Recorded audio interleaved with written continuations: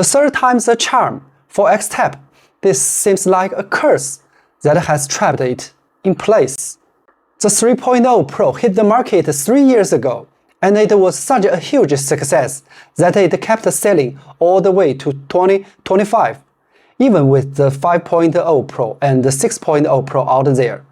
And just last month, they released a minor update version with a new upper. It feels like Xtep is forever stuck in the 3.0 era when it comes to race day shoes. This video is gonna be different from the usual. Besides comparing the upgrades from the 3.0 Pro, I want to talk with you guys more about why it's become such an evergreen.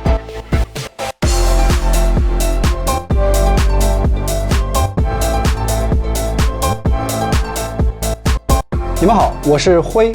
I created this channel to review running products from Chinese brands and improve my English speaking. Before I get into my thoughts on the Xtep 160X 3.5 Pro, I do want to go over some disclosures. No one's paying me to make this video, and I bought this pair with my own money. Money doesn't grow on trees, so I will say what I have to say.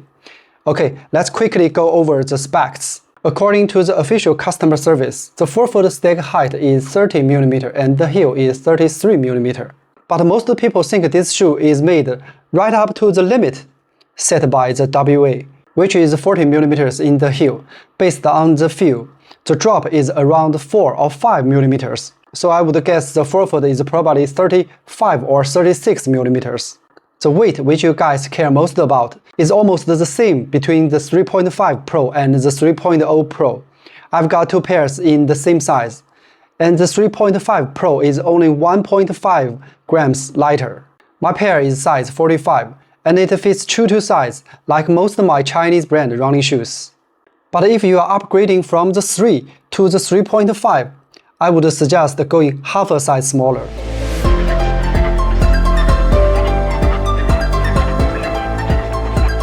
On the details. First, what hasn't changed? No doubt, is the midsole. This is an extraordinary midsole. It's like the engine in a Mercedes AMG line. Even if you are driving an older model from years ago, the moment you step on the gas, you know it not only holds its own against the newer sedans, but might even feel more aggressive, but up close the age shows. Nowadays, you rarely see a top-tier race day shoe using beaded foam, because the downside of this processing is that it's dense and hard to make lightweight. The upper is the main focus of this upgrade. The brace edition label on the heel sums it up perfectly. The 3.0 Pro was jokingly called the rain boots by runners because it has a layer of seal on the inside of the engineered mesh, making it less breathable. I'm not sure if it was due to the material limitations then that required the sealing to enhance the upper tier resistance. The 3.5 Pro's upper reverts to the now common single-layer mesh, and its breathability is undeniably better than its predecessor. The tongue and heel padding remain unchanged. Given the current trend of race day shoes to simplify padding, this design does feel old school. Though it's still spring in my city, temperatures have already hit 31 degrees Celsius. After recent runs, the heel padding has soaked up quite a bit of sweat, and it dries very slowly. The heel counter in the 3.5 Pro has also been kept exactly the same. Actually, I think this shoe is not for heel strikers. That's not to say you can't run with a heel strike, but the ride experience when doing so is just average. The transition from heel to midfoot is unremarkable, with a slight hitch, almost like tapping the brakes.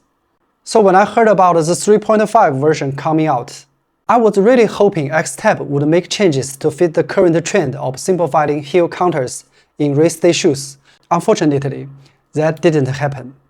From a business perspective, if they had, their lineup would end up competing with itself, making the 5 Pro or 6 Pro much harder to sell. This might also explain why the 3 Pro and the 3.5 Pro weigh almost the same. The reason a product can keep iterating is precisely because some flaws are intentionally left unaddressed. Phones, cars, and so on. That's just how business works. But I do have to point out the balance between the top and the bottom, the weight distribution, is pretty good. It doesn't feel like the shoe is bottom heavy, which might be another reason Xtep didn't dare to change the heel counter and padding to lighten the top.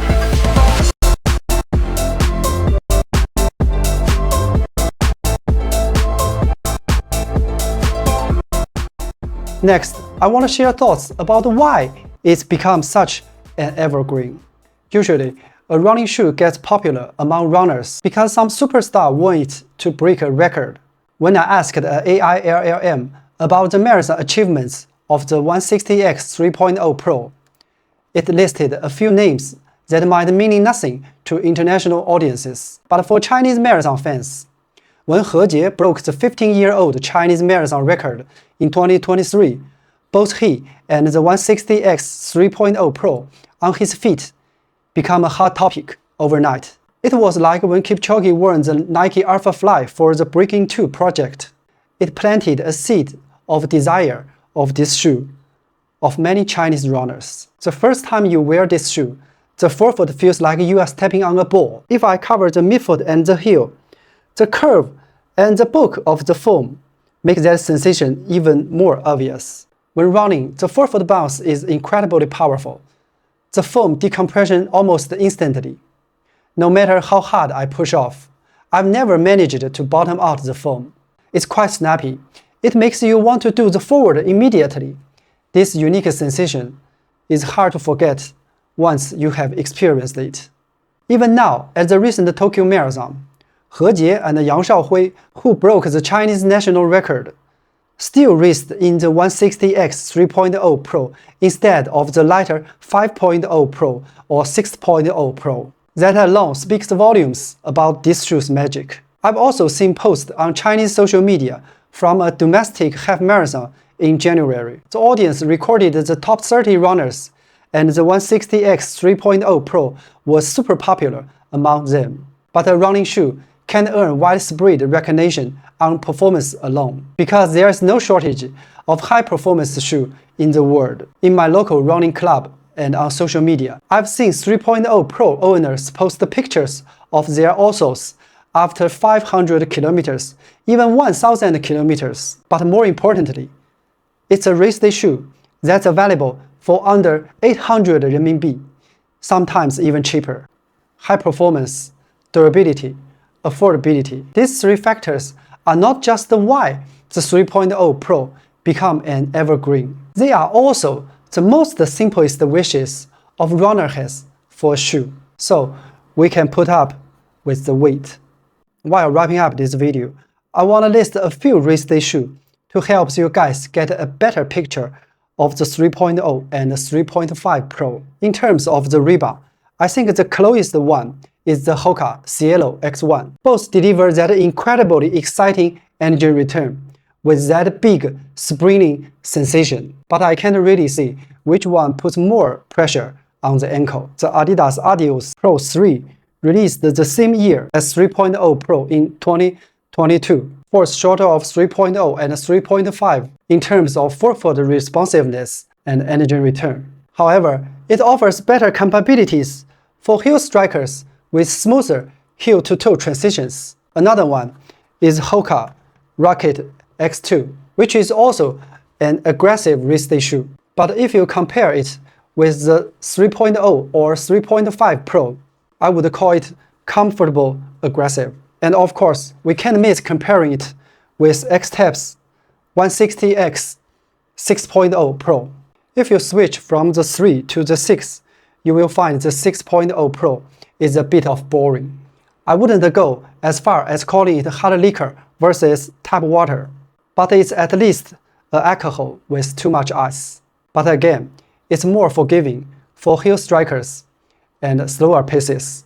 I believe the 3.0 and the 3.5 Pro are excellent PB shoes for midfoot and forefoot strikers in 5K or 10K races. They don't care whether you are a cadence or stride runner. Their bounce will never let you down. For me, taking them for a half marathon is already pushing the limit. It demands a lot from your calf and ankle muscles. It's like a bouncy beast, wild and uncontrollable. Those are my thoughts on the 160X 3.5 Pro after 50 kilometers. When I'm recording this video, we are approaching the 1000 subscriber milestone. Thank you all for all your support from the very beginning. I'm also glad I choose to review Chinese running shoes now. Compared to a few years ago, they have made a lot of progress, and I feel more confident in recommending them. Please follow me, and hope you have a good one.